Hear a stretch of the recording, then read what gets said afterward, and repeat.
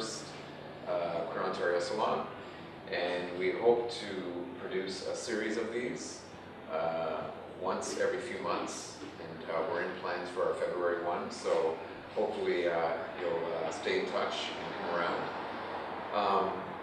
QueerOntario is a social justice group that looks at the issues of queers, that's LGBTs right across the province of Ontario.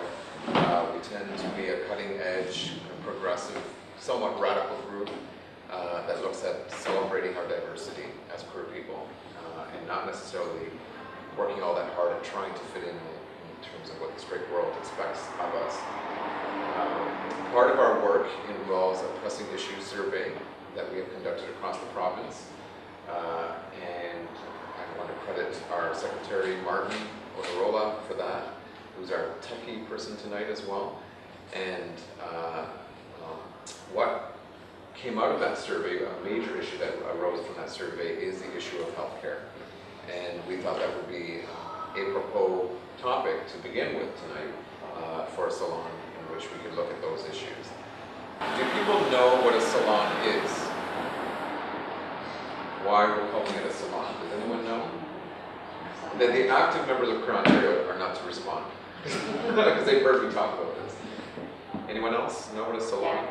Like a gathering to discuss pertinent issues, usually like philosophical or political content. Right. Exactly. That's what it is.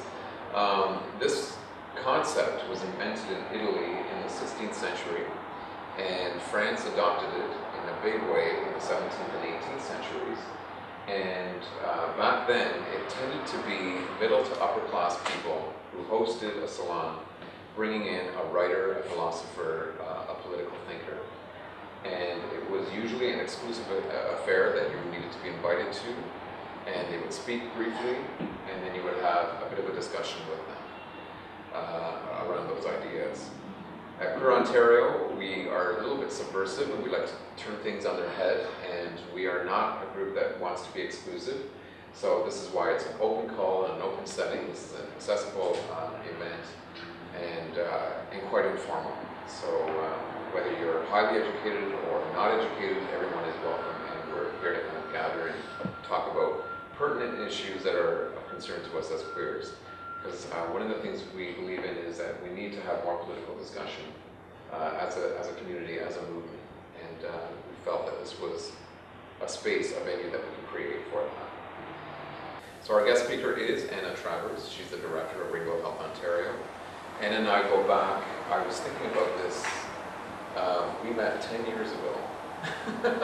In 2002, when I was founding Rainbow Health Network, Anna came to one of the earlier meetings of that, and she was very much in the process of getting Sherburne Health Center set up, and then she became a major player in the work of Rainbow Health Ontario, Rainbow Health Network rather, when we wanted to expand our work in the network to be more provincial.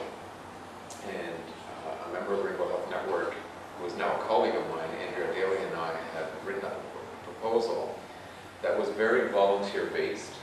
And then Anna took a look at it and politely asked if she could take it and revamp it and turn it into something that was bigger and more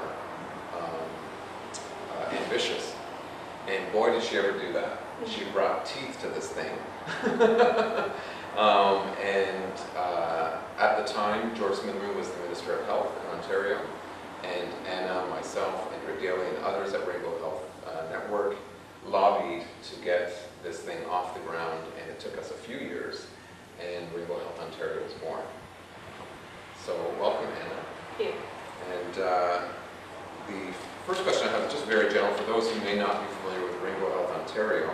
If you just want to tell us a little bit about the organization, its mandate, and what it does. Okay.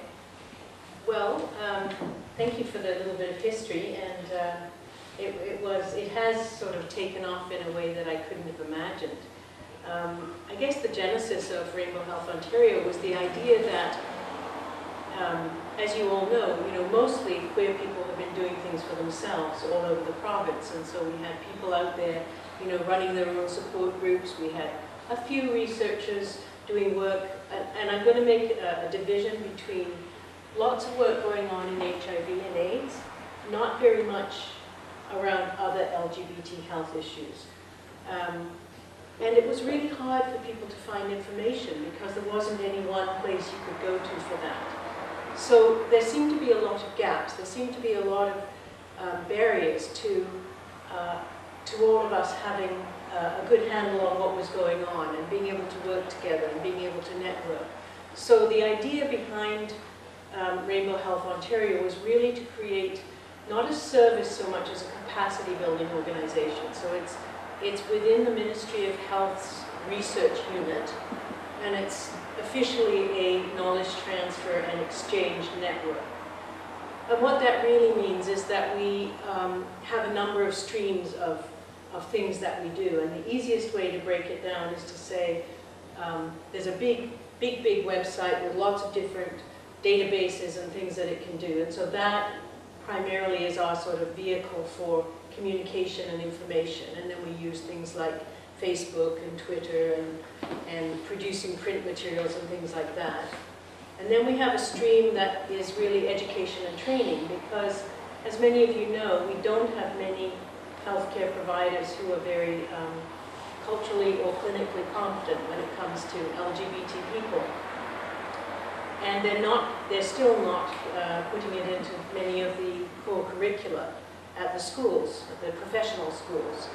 And so we wanted to set up a way to do training and education all across the province. So that's the other stream, is training and education, and it includes a provincial conference every 2 years as well. And then the third stream is research and policy. And so in that stream, what we do is we run a network for the various researchers around the province who are mostly working in relative isolation. You'll get one or two people at a university, often in different departments. So Nick is one of the researchers in our research network. But many of them have not met each other or hadn't really had opportunities to come together before.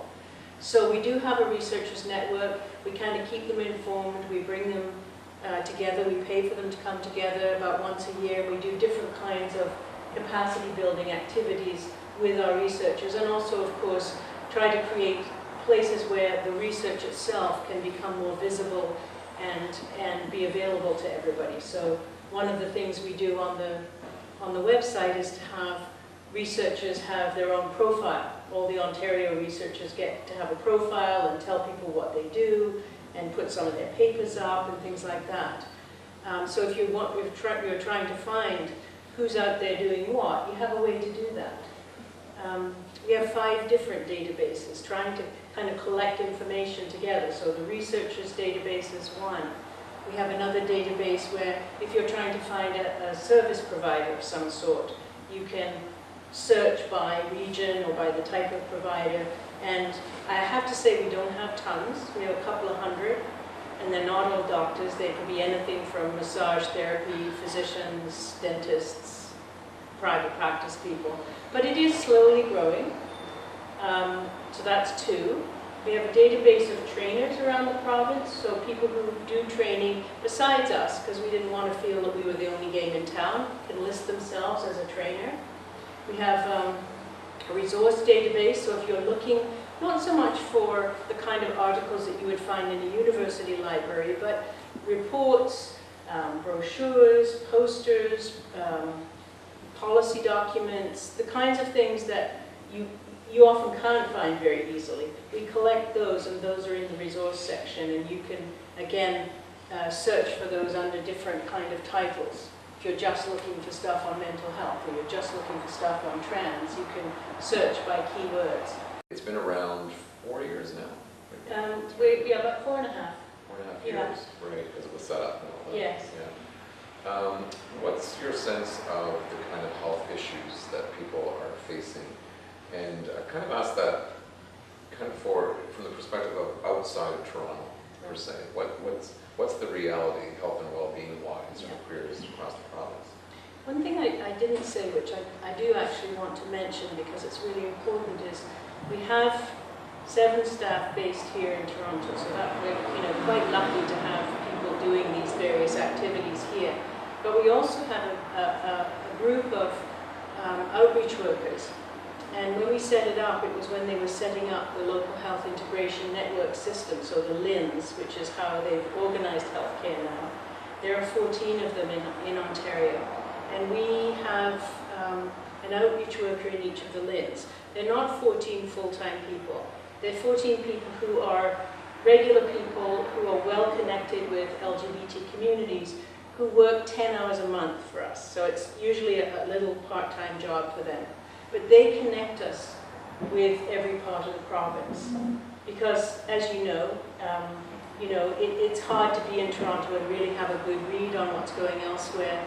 And people who aren't in Toronto get very angry about how Toronto-centric we all are. So that is a part of how we try to both push information out to other parts of the province, but also get intelligence back, because these are the people who can tell us what's going on in their different areas.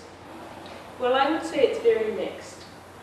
In general, I would say that it is still really hard for people to find organizations of any kind, whether we're talking, primary health care centers, hospitals, mental health services, or anything where they could walk in and immediately feel welcomed, feel comfortable, or have any idea that there was any competency, knowledge about LGBT issues.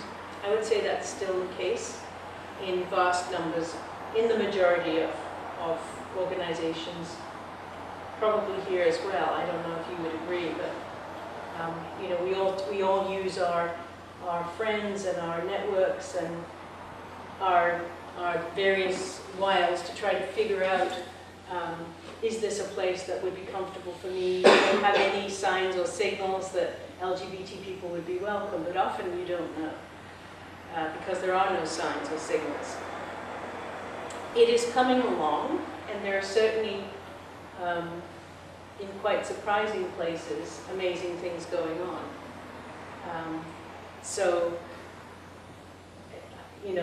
I can't really say more than that, but I think bit by bit, people are getting it. We do about 50 or more trainings each year, and it's in all manner of places. It can be the Alzheimer's Association, who wants to know what happens when we get old, and how will they look after us if we're LGBT people. We've done lots of work with Canadian Mental Health Association also, trying to help them to understand that there may be particular reasons why LGBT people feel particular stressors, and that they need to ask questions about that. They need to look at the kind of underlying factors that may be contributing to things like depression, anxiety, suicidality, things like that.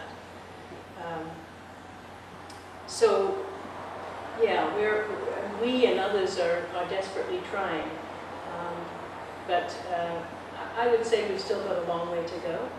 And I think that one of the things that seems to have happened is we've gone, as you know, in the last 40, 45 years from being seen as criminals or sinners or immoral people to being sort of more or less acceptable in the world. But I find that the majority of service providers are just simply unsure, embarrassed, uncomfortable, don't know what to say, don't know what to do, and so they don't do anything. And I don't know if that rings any bells with people here, but what we say to them is, no, you do have to ask people about these things. You have to acknowledge, you have to learn to be comfortable enough that where it's appropriate, you can ask about sexual orientation or gender identity. And then from there are further things that you may need to ask about, depending on what business you're in. So we're constantly helping people still to understand the difference between sexual orientation and gender identity, to know what words to use and not use, to understand about using the right pronouns. Pretty basic stuff. And then from there, to